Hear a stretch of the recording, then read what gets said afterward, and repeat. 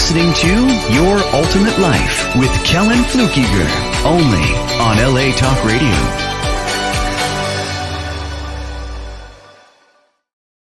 Hey there, welcome to today's episode of LA Talk Radio, Your Ultimate Life, Your Ultimate Life. You know, I was having a conversation with somebody a little bit earlier about an interesting topic, leadership. And last week, you remember we had Stephen McGee of McGee Leadership on, and he is a leadership guru, coach, author of many, many books, and has worked with many, many people whose names you would recognize, but the names don't really matter. What I want to talk about today after that intro, you know, we talked about the work that he's doing and a little bit about how he's going to change the planet and by working with leaders. And so what it got me thinking about for this week is just about what leadership is and why that's such a struggle. I mean, right now, this is LA Talk Radio, so it's the United States. As you know, I live in Canada, but my wife and I are both citizens of the United States and Canada, so we pay attention, of course. And we lived in Phoenix for a number of years as well. Right now, there's this huge political mess going on in the United States. And from a Canadian perspective, watching up here, it looks like a mess. It looks like nobody knows what they're doing. Nobody's telling the truth. And it's a disaster. And, it leads one to ask the question, what is leadership? Like, where is leadership really? Because it looks like everybody's just out for their own self-interest and a bunch of other sort of grumpy points of view that, I'm not going to pass judgment on anyone because I'm not trying to be political here, but it just looks like a mess. And that isn't the point of today's conversation. The point of today's conversation about your ultimate life is creating a life of purpose, prosperity, and joy for yourself. Now, I just interviewed someone earlier today for my podcast, Your Ultimate Life podcast, and he was talking about leadership, but in the context of financial leadership. And we were talking about what it takes to build wealth for yourself and for those after you, generational wealth, so that people can have their physical needs taken care of. Well, that takes a leadership position. It takes some discipline, it takes some information and so forth. There's 3 parts. Now, I'm going to talk about 10 points of leadership today. But these 10 points won't make any difference to you at all without 3 steps. So step 1 is information. Okay, you might be trying to change your nutrition. So you notice, in fact, I have a client I was talking to earlier today, and he just did this. He was noticing he was tired too much. And so he went and did a full workup on his body and blood work and all the things to see and got a bunch of results. Now, all those results are information. They don't do anything and won't do anything for how he feels, his energy, his ability to work and all the rest, unless there's step 2, which is transformation. So the information has to go in and cause something to be different or it's not worth jack. Okay, and the third thing is integration, which is where we take whatever it is we've changed and make it part of the fabric of our lives. I'll give you an example. It's funny. I used to use the word, a lot. Now that's a stop word. Blah, blah, blah, da, da, da, da, da, da, da, da, and people have a habit of using that or any other stop word like that. It becomes irritating or funny or both, because every time you're listening to them, they say it and they use it a lot. And pretty soon, if you have one of those, it becomes a stop phrase that pops out all the time. And you don't even know that you're doing it. It becomes this automatic thing. So information is, wow, I'm saying this way too much. It's affecting my communication and how I speak. And it sounds funny and I want to quit. Transformation is, okay, what do I need to do? So what I did for that situation is I made a firm decision. I'm going to get rid of that. I'm going to end that as a stop word. It's not going to populate my speech. And there's lots of reasons that we use those things. Nervousness, we don't like silence. It just becomes a habit. There's all kinds of reasons. Some people swear like that, right? They say, whatever cuss word is their favorite one all the time, and it punctuates the middle and the end of every sentence. Well, changing a habit like that is the same as getting rid of Step one was affirm the information. It's there. I don't like it. I'm going to change. The transformation is I'm going to notice. I'm going to notice on purpose every time I say that word, and I'm going to change that. And at first I thought, I don't know how to do it because I won't notice it until I say it. That's true. But what happens is you hear yourself say it, and then you notice it. When you pay attention to something else happens. You start noticing it earlier and earlier, right after you say it. First, it's, oh, wow, I just said that, last sentence. And then it backs up. And pretty soon you get to where and you hear it in the middle. And pretty soon it backs up until it's subconscious and you hear yourself approaching the place in the sentence where you do it. And then you're able to quit, whether it's saying, or swearing or anything else. By noticing. This is the power of noticing. So I'm going to talk about 10 points of leadership. And if you want, and that'll be information, if you want to change how you're behaving, how you're creating your life, your ultimate life, your purpose, your prosperity, and your joy using any of these points of leadership, then this is how you do it.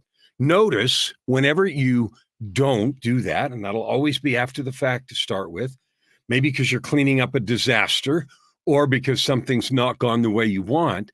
So notice it. And just noticing it alone with the resolve that you made, I'm going to change this, will allow you to back up until you notice before you act. You notice before the situation. Now, that might seem strange, but I'm going to tell you a story about how that worked for me. I'm a pianist. I'm a jazz pianist, and I love jazz. And part of jazz is improvisation. Improvisation is the ability to play a free-flowing melody over a set of chord changes. It's different every time. So, you can have blues improv or you can have atonal improv, but just some kind of melodic line over a set of chord changes. When I was in high school, I was beginning my love of jazz. I was in the high school jazz band, and I played trumpet one year, and I played the piano another year, and I loved both of them. And in San Francisco, they have a device called BART, Bay Area Rapid Transit, and that's the train that goes under the bay and up and down both sides of the bay, and it's quite extensive now and moves a zillion people a day. I don't know how many, but lots. And in the days when I was in high school, which was like at least 1 billion years ago, they were still building some of the stations. And across the bay, there's a town called Concord, California. It's next to Walnut Creek. Walnut Creek's where Little House on the Prairie was. I didn't know that till my wife told me. Joy, my angel. She's on here sometimes. I'll get her on here maybe again next week. But anyway, so in Concord, they were opening the BART station, the Bay Area Rapid Transit Station. And as a celebration, they'd ask our high school to come and play, at the celebration. And so our jazz band got a chance to go play at the BART celebration. And and they'd ask other musical acts to be there too, because it was going to go on for a few hours. So we did, and we went and we played our tunes, and it was fun. And then there was another professional jazz trio or quartet. I don't remember, trio or quartet. And they were going to play some stuff too. And of course, I was very interested in the keyboard player, and they were, a lot more seasoned than I was. And I watched this guy do his thing on the piano, and they were doing some jazz also and some improv. And he was just, I thought, mind-blowingly good. Now, from the perspective of, 50 years later, I don't know how good he was or not, but at the time it was good. Woo! I was excited. And I thought, I would give anything. Like, how does he have any idea to know what to do? And as I began studying jazz, I kept seeing this word. And the word I kept seeing was pre-hearing. Pre-hearing, meaning hear before. And what I realized with working and working on it for years and practicing and being in other groups and stuff, is that as you know a song, you start pre-hearing what is possible. Like, your solo chorus is coming up and you've got 8 or 16 or 32 bars or whatever to play your improv solo. And to start with, it's your turn and you don't know what to do and you feel clumsy and you try to do something and sometimes it works and sometimes it sucks and you don't know, right? And what happens is the more you notice, you focus, you pay attention, that the time that you realize what you could do backs up and backs up and backs up. And pretty soon you're literally in your head hearing possibilities of what I could play. Then it becomes your time to do it and you have ideas. And so you start somewhere. And the more you do it, the more you can use pre-hearing and the better you get. And then you get to be a really good improviser. And I've noticed that over the years. And so I'm really comfortable with that now. It's also funny because I saw a YouTube video with Eric Clapton on there and someone asked him the same question. So how do you decide what to do for, solos coming up? And he said the same thing, and your solo's coming up and, a 1,000 different ideas for changes and approach and everything go through your mind. And then all of a sudden it's time and you just do something. Well, your ability to do that depends on your pre-hearing, using the jazz idiom as a description. So if you want to change your leadership style, you need to adopt the same thing. I'm going to give you 10, and these are not all the only qualities of leadership, but there's certainly plenty to get started on. Now, when I describe this, I am meaning not leadership in the context of telling people what to do. That's the old model of bosses at work. What I mean is the ability to articulate a vision, to galvanize support, and to lead people in the accomplishment of that vision. Really simple. Articulate, have a vision, articulate a vision, galvanize or gather some support, and then lead people in the accomplishment of that vision. That's leadership. Now, I happen to know someone right now that was just part of the founding of a new group working on mental health. And it was a big Hollywood gala a few days ago that he participated in. And it was all about that. So somebody had a vision of creating a new organization dealing with mental health. I know someone else right now who's in the planning stages of another vision, and that is to handle kids who don't have good upbringing, that go into foster care or into the quote system. The vision there is, some other kinds of housing and a different approach to, how that stuff's handled, as sad as it is. But, the vision is we can handle it better. We can get better outcomes. Okay. Leadership is the ability to have the vision, articulate it, enroll people in that vision, and then lead them toward accomplishing that. So what are the characteristics of someone who can do that? Well, in the typical sort of company or corporate setting, there's bosses and they tell people what to do. That's the old model. I'm not going to talk about that at all. Even in companies where there is a hierarchical structure, an officer, COO, or vice president of this, and directors, managers, supervisors, 3 or 4 layers, whatever it is, and people are used to telling someone what to do, that kind of leadership doesn't work anymore. People want more autonomy. They want to be able to be fulfilled. They want to do something that matters. They want to be connected to the goal and to the outcome. I'm sure you felt that. You don't like just doing something as a cog, a wheel in this massive thing. You like to know what you're building, have a stake in the outcome, maybe have a say about what we're doing to the extent that it's possible. Depends on the size of the organization, the scope of the project. But it feels good to have some input and autonomy. So how do we lead effectively? Create a vision, enroll people in that vision, and then lead someone or a group of people toward an outcome. What are the characteristics you need to have, or I need to have to make that happen? Well, I have spent most of my life in leadership positions of one kind or another. Corporate leadership positions, community leadership positions, church leadership positions, and all of those are founded on one thing. the one base is your ability to exercise personal leadership. I know you've heard that before. That's not a new saying. But what does it mean? It's not complicated.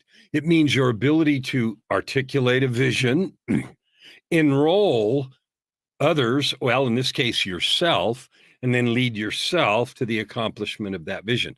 If you can't do that, you're going to suck as a leader of others in this day and age, in this time frame. Leadership is about enrollment and about motivation. It's about empowerment, vision, hard work, and all those things that we'll talk about as we go through this episode. But the foundation of all of it is your ability to exercise personal leadership. So what does that mean? Well, let's demystify this and make this really simple. Do you have goals? Are they physical fitness goals? Are they financial goals? Are you going to earn a certain amount of money? Are you going to move? Are you going to buy this house? Are you going to change the way you behave in certain situations? Are you going to get some personal habit, swearing or drinking or other things under control? Setting a goal is the beginning of creating that vision. Now, setting a goal of I'm going to quit drinking is quite different than a real vision. Real leadership takes vision. I'm going to lose some weight. That's setting a goal. I'm going to lose 50 pounds. Okay, that's a goal. You can say it. It doesn't mean anything unless how you put fire in the goal is you start with picturing. What do I look like when I've lost 50 pounds? What do I feel like? How do I enjoy the new clothes that I now need because everything I've got now no longer fits? So what is the new me? And painting that vivid picture and enjoying that vivid picture is a beginning step in creating a vision of any kind. But again, we're talking here about personal leadership. So I want you, today I'm recording this or broadcasting this, we're in the middle of May.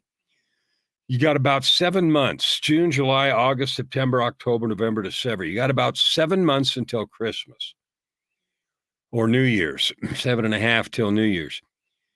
What do you want badly by New Year's that you don't have today? Do you even know? Are you satisfied with just plugging along until it gets here? I hope not, because you're infinitely creative and you can have anything you want. You're free to be satisfied with what you've got and just keep muddling along. But in your heart of hearts, I know there are things you want. You want different in your life, in your relationship, in your bank account, in your job, in your satisfaction, in the way you behave, in your connection to the divine. There's 100 other areas. So what is different on January 1st for you than it is today? The better you can articulate that, the more you are likely to exercise the personal leadership to get it done. So step one is creating a vision of you in the completed place, with that done, with the sales done, with the promotion, with the money, with the physical shape, creating that vision and doing it powerfully with details and how it feels and the reasons and everything is a beginning first start. Now, personal leadership means you have to enroll yourself in the vision. Now, that might sound redundant and silly. You might say, well, I just articulated the vision. What do you mean enroll myself in the vision? Well, I'll tell you what I mean. I was just having a coaching call with someone, and we were talking about this very thing in a related way, not exactly. But one of the thoughts was there's this underlying feeling that says, yeah, I know I can plan and I can try, but it's never really going to work. Something's always going to get in the way. Well, you may believe that, but if you do, and if that is the noise that comes up in your head every time you think about, creating this new state, accomplishing this vision through personal leadership, then you're not enrolled in the vision. Enrolled in the vision means you believe in it. You believe that it's possible. You really want it. You believe that it's possible, and you're committed to do what's necessary. Anything else is daydreaming. So personal leadership, if you as a leader, or if I as a leader can't lead myself to the accomplishment of a goal by articulating it clearly, getting personally enrolled and fully committed to making it happen, I won't get there.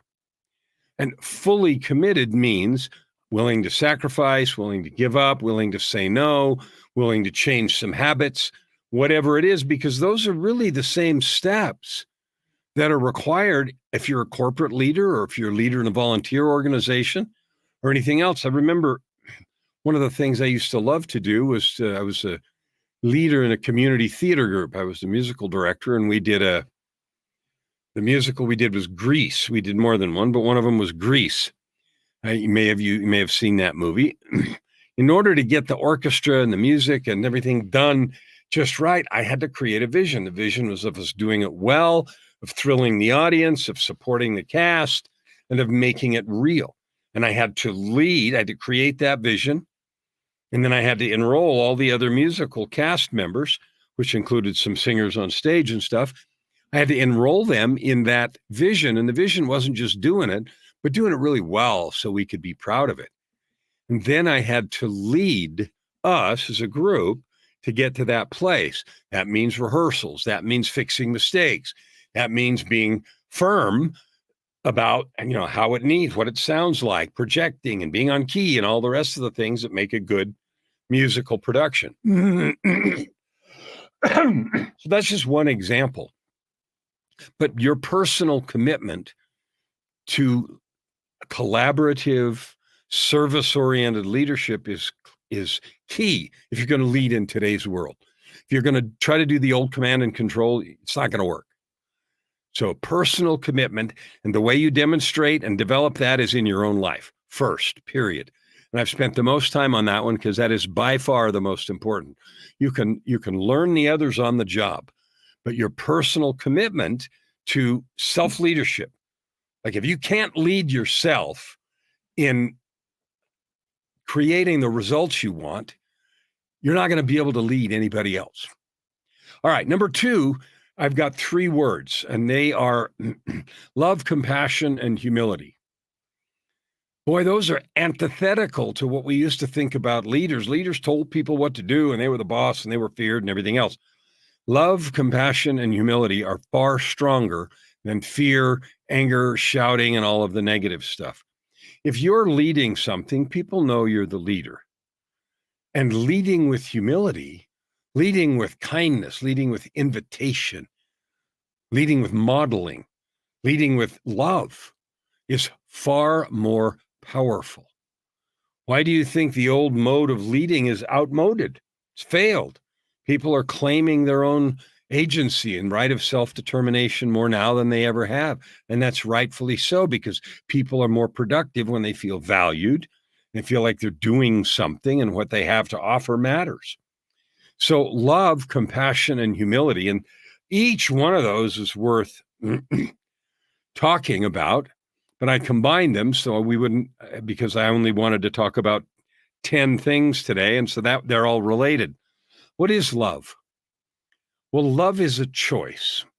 It's a squishy romantic feeling, and, it's what mother bears do to protect their cubs, and mother humans and father humans do to protect their kids too. I'm not talking about that, although that's an example.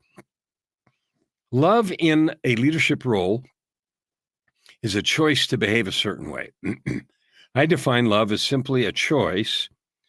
If I say to you, I love you, what that means is I'm making a committed choice to use my resources, spiritual, physical, emotional, mental, and physical includes financial or whatever, but I've made a choice to use my resources to lift and bless you because I care about you. I care about your success and about your growth.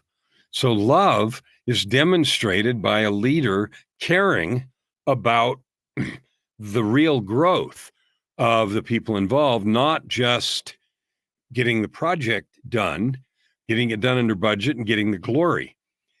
I'm not saying projects are to be ignored or any of those things, because that doesn't work in today's competitive global marketplace. And it doesn't work in your personal life either. If you set a commitment to do something and you just let everything slide, that never works. And then nobody believes you and it all falls apart. So love doesn't mean any of that.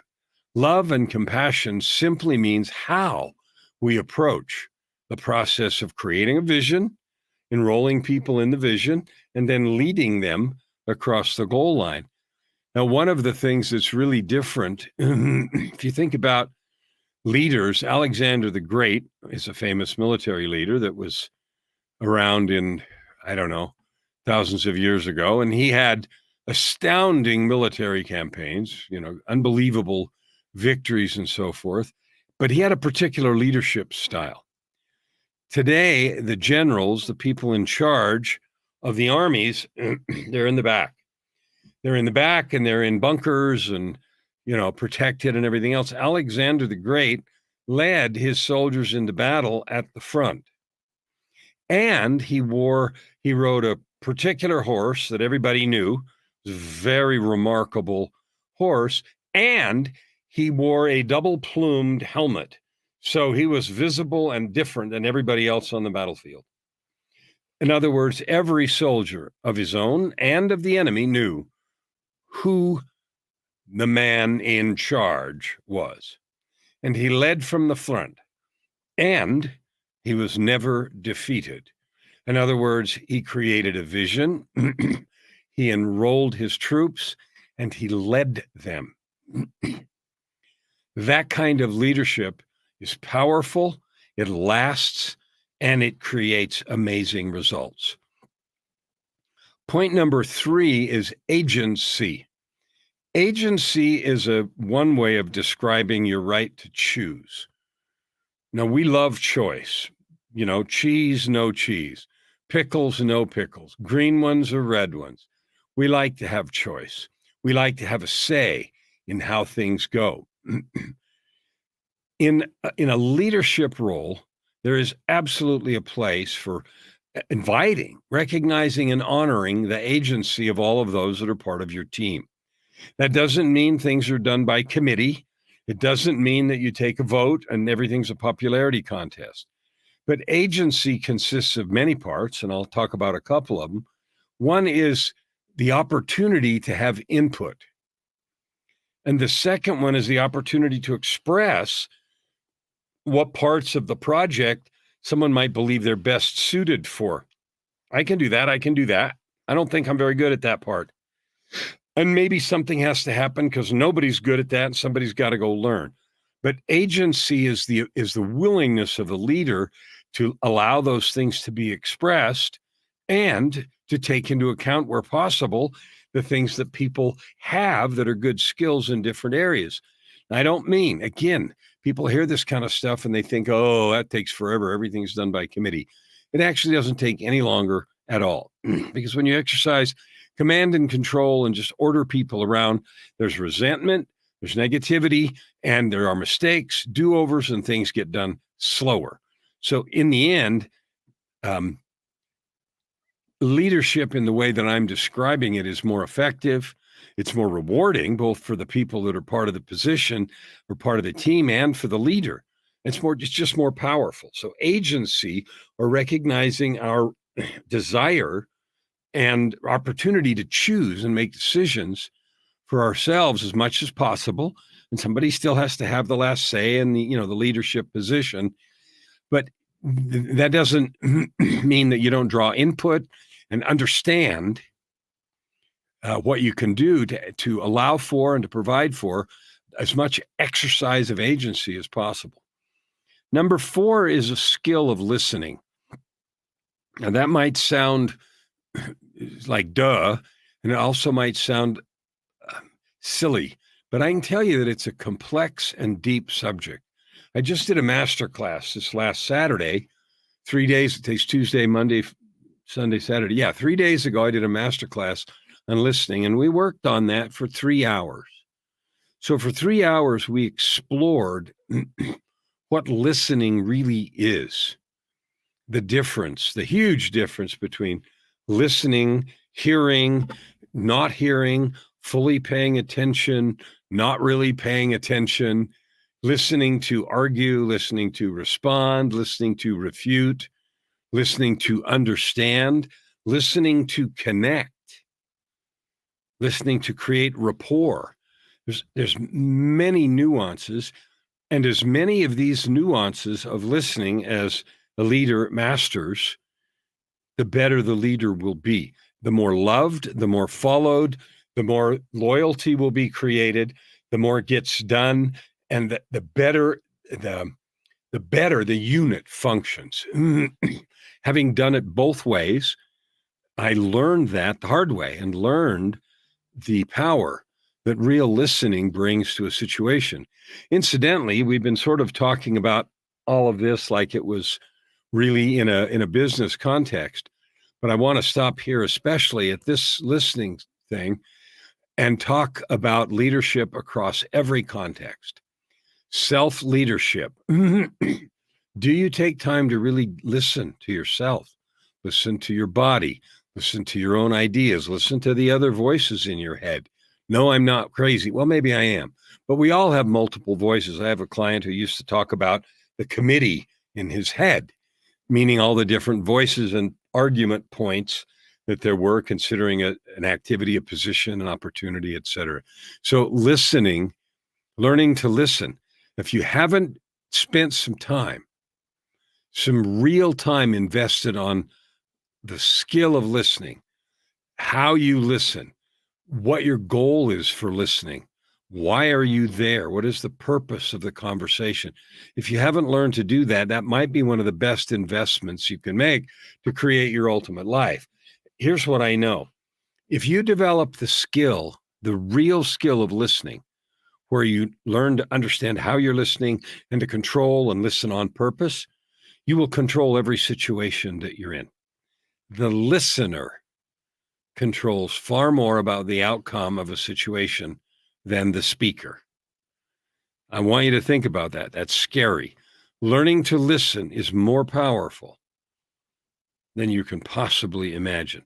So, effort spent in learning to listen without judgment, without thinking, without trying to respond, just listen and then decide why you're listening. What is the purpose of the conversation? What is your desired outcome? You can affect that a lot more by listening than anything else. The fifth point of good leadership is empowerment. Empowerment. I learned that lesson when I was an executive in one position, and we were doing some pretty significant work in an initiative that affected a lot of stakeholders as well as things inside the company. And I had certain ideas about how things ought to happen. In fact, I was the executive in charge. So obviously, and the success of the initiative was my responsibility. The buck stopped right in my face, not somewhere else. So to start with, I, had teams of people, engineers and others doing different things. And when they would bring, answers to questions or partial things done back to me to talk about or to review, I was busy trying to get them to see that what I had in mind was somehow better. And I tried to do it without command and control, go do this and shut up, but tried to reason with them. What I realized, two things. One is maybe there is more than one way to accomplish a particular thing, okay, and still get to a good outcome. And that was easy. Maybe there's more than one way. That was easy compared to the second one, which is, when is good enough good enough? And so I learned to ask myself this question. When they would bring to me some policy document that described what we were going to do, I would ask this question: will it work? Will it work? Will what they are proposing work? Will it solve this problem and cause the outcome? And if the answer was, yeah, probably will, then that's enough. The fact that I had a different idea or would tweak it this way or that way, that stopped mattering. Okay, will it work? It's so important, because if you do not empower people to make their own decisions, to make their own contribution, and do something valuable, but all they are is gophers carrying out what you have told them to do, you won't develop loyalty. You won't develop people's skills. You won't have people who want to, follow you to the ends of the earth or any of that fun stuff because they have no investment in it. If you accept their ideas and suggestions and designs and things, then you develop a completely different set of relationships. Now, again, I'm not saying accept something that isn't up to speed. Will it work? Meaning, will it satisfy all of the requirements, the design requirements of the situation? And if it will, learn when to say, that's fine. Let's do that. Number 6 in leadership is the word development. As much as you like to think so, you're not going to be around very long in any particular project. Maybe your position lasts the length of a project. Maybe you have a position in a company and there's going to be more projects. Regardless, a few years and you're gone anyway. Maybe you'll get promoted. Maybe you'll get sick. Maybe you'll get fired. Maybe you'll die. Maybe you'll get bored and move on to a different line of work.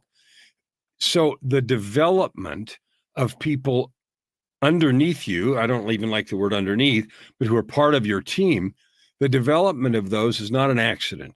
It is an intentional, focused process. And engaging in that intentional, focused process creates more loyalty, creates better outcomes, and it is the right thing to do besides. Even if you develop people to be completely superior to you, right? Every student should excel and exceed the master who taught them. Now, again, I've been describing this as if it were in a company setting, but I want to now, again, like we did with agency, move back to a personal setting. If you have kids or you work in a volunteer position in your church or community, the development opportunity is huge and is serious. Like, why wouldn't you make it a priority to develop everyone you can as much as you can? The only reason a person wouldn't do that is they're afraid. They're afraid someone will outshine them. They're afraid for their own position, their own security. And that is not only selfish, but sad. Our goal as leaders, leadership, whether it's in your family or you run a Boy Scout troop, or you teach music lessons, or you have, corporate responsibilities of any size, you are responsible intentionally to make the most out of the potential of those in your team. Making the most means understanding their gifts, talents, and skills, and then intentionally leveraging them so that they can do more than you imagined, more than they thought possible. That development is a hallmark, one of the key hallmarks of a real leader in any context, whether it's a leader in a family or a leader in an organization or volunteering in the community. Your ability and willingness to engage in intentional development and growth is a critical mark of a powerful leader. Number 7 is vision. Vision, we talked about in the beginning when I said, what is leadership? It's the ability to conceive and articulate a vision, enroll people in that vision, and then lead them in the accomplishment of that objective. Develop your ability to describe a vision in detail. Painting pictures with words is a skill. Maybe you need diagrams, or maybe you can do it all with words.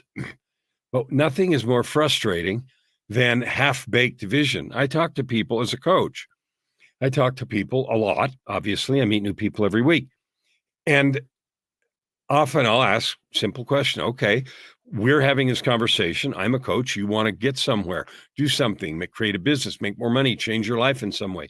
Like you want something and you're exploring whether or not I can help you or you need any help at all.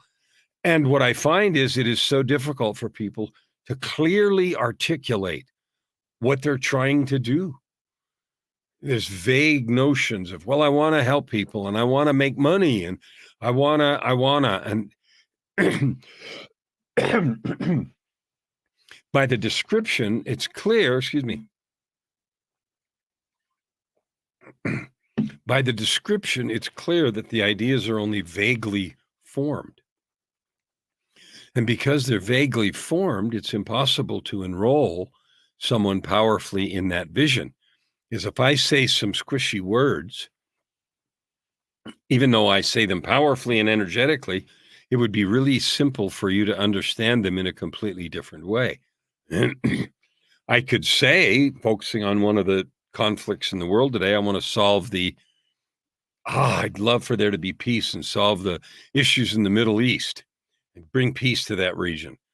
Well, one person is going to hear that to have one side win, and the other side, someone else is going to hear it with the other side win. And the third point of view is some, middle ground and negotiated settlement and all the areas in between. So your ability to articulate a clear vision is an essential element of leadership. And for you to articulate it, you have to have it. Now, this is a stumbling block for a lot of people. They are afraid to stake a claim. This is what I think.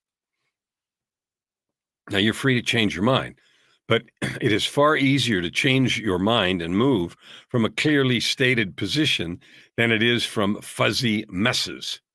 So if you're going to be a leader, self-leadership, family leadership, community leadership, or corporate leadership, clearly articulating a vision is a key, essential piece of enrolling yourself, self-leadership, enrolling others, and getting the thing accomplished. And when you have clear vision, you can almost accomplish anything. When I run coaching groups, we start there. What do you actually want? And we drill down until I can say it back to them and they can say it to me, and it is crystal clear what the goal is. The eighth one should be obvious, but the eighth piece of leadership is hard work. Often people have the idea that the leader sits around and watches work be done. Wrong. Sometimes the leader pitches in and actually does things. I've done that, but quite often my role as leader was to do two things: to make sure all the material, whether it's tangible material, intellectual property, or whatever was needed, and to remove obstacles. So source the materials needed and to get obstacles out of the way, run interference, clear objections, get things solved that were not within the ability of the team members to solve. That is a powerful, important, and time-consuming role of a leader. Providing the right resources, maybe budgets are tight, maybe there's others who disagree, and providing the resources needed to get something done is key.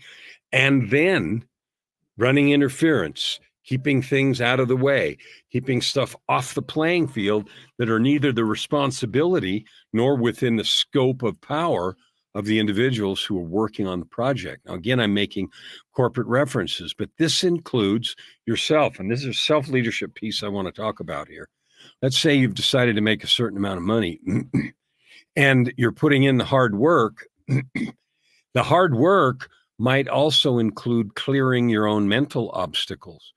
I said part of it is sourcing materials and part of it's clearing the obstacles. Well, I've discovered in my own effort to create powerful goals that my own biggest enemy is me, my thoughts, my feelings, my self-sabotage, my I can't do this, not good enough, those disempowering thoughts that are there. And half the work, literally half the work, and sometimes more, is in that area. And half or less is in the actual completion of project steps. The ninth thing I wanted to talk about is the idea of contribution. People are way more excited about following you as a leader if they feel like they're doing something that matters, if they feel like they're making a worthy and worthwhile contribution to anything. Okay, so if they understand their place, what they are doing contributes to the completed project or product or whatever it is the organization or company is working on. So, for example, and hark back to that musical theater stuff, ushers, people that set up chairs, making sure that they understand that their contribution is critical to the placement of the audience and the enjoyment of the audience, the legroom people had, whether or not people could move around, get in and out for intermission, emergencies, all that kind of stuff. It was really important. And so you might say, well, setting up chairs, that's just some stupid grunt work. Not true. The layout of a room and all the rest has a lot to do with the full enjoyment of the situation. So helping people understand how their contribution matters to the whole is a very powerful hallmark of leadership. And taking the time to understand that and then to acknowledge those things is another critical characteristic of a leader in organizations large and small. Also in self-leadership, acknowledging your own efforts is key. That plays right into the last of our list, number 10. And I put 3 words here again, like I did with number 2, joy, fun, and celebration. At the end of the day, you have projects, you have things that you want to do because you want some good outcome. You're going to rejoice in that promotion. You're going to rejoice in that new car. You're going to rejoice in that extra money or the vacation. You're going to rejoice if you've got that 50 pounds off, or if you've improved your relationship, or if you're at peace with how you are interacting with others, or you've overcome your fear of public speaking. You're going to have real cause for celebration and joy. It's going to be fun. So allow it, plan for it. A leader that is effective, and this goes to self-leadership too, a leader that is effective understands what matters to the team members and provides for both recognition and celebration in a way that's consistent with what they value. So some members of the team, I can think of a certain circumstance, very introverted. So calling them up and recognizing them in front of the group was not going to be fun for them. A different kind of recognition really played into who they are and really made them a loyal, valued, committed, dedicated, member of the team. They got recognition and they got it in a way that was complimentary to them and not offensive. So understanding how to celebrate, how to recognize people, how to have fun along the way, interim milestones, goals, compliments, all of those kinds of things make so much difference. Just think of yourself. If you're busy doing something, it doesn't even matter what it is. And someone walks by and says, hey, that's really nice. That looks really good. That feels great. You feel acknowledged. You feel noticed. You feel seen. You feel like what you're doing matters. And after all, we live once through life. We all have the yearning to matter. And we all fear the acts of judgment and rejection. So, there's a whole bunch of other things we could talk about discipline and correction and other things. And we don't have time on this episode.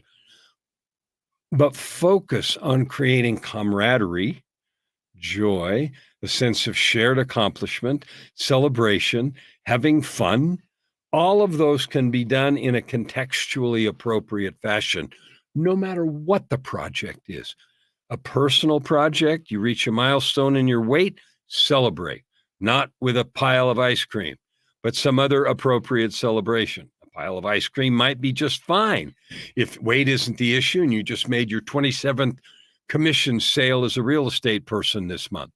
So your goals and your ability to recognize effort and celebrate yourself for self-leadership, team members for others, for other things is critical. So many leaders that I have been associated with in my long career are only in it for what they look good for. When something goes well, they can't wait to run and strut and take credit. And the team, that's just what you're supposed to do. Well, that doesn't contribute. That doesn't make for loyalty, and it doesn't make for long-term relationships. So I hope that you've enjoyed this brief discussion of 10 points of leadership today. I want to invite you to do 3 things. Number 1, the URL on the screen, www.yourultimatelife.ca. If you haven't been there to get the 5 keys to create your ultimate life, I invite you to do that. Again, I further invite you to get a hold of me. I'd like to meet you. My business is meeting people, getting to know you, recognizing your divine gifts, your talents, your capabilities. So I'd invite you to do that. And I do that on every episode, or nearly every one, because I mean it. I love getting to know you and seeing beautiful faces. One of the most fun parts of my job, it's not a job, my choice of business and career, is all the new people I get to meet. and the amazing talent, skills that they each have. So I invite you to go to that URL. I invite you to reach out and connect so I can get to know you and what you do. And the third thing is, if you have a story, a mission, a message that you would enjoy sharing with others, I would invite you to connect so we can talk about whether or not it would make sense for you to be a guest on this show or one of my other shows. Because again, my effort is about helping you achieve purpose, prosperity, and joy so that every day for you is fun, so that you can add your good to the world, so that together we can reach my goal of 250 million people, to encourage them, to lift them, to love them, to bless them. We need that more than ever in our world today, with the struggles and the negativity and the pain. Let's be part of the solution. Love to meet you. I extend those 3 invitations to you. And with all the love and encouragement in my heart, I tell you, it's possible. You can have it. So let's go create your ultimate life.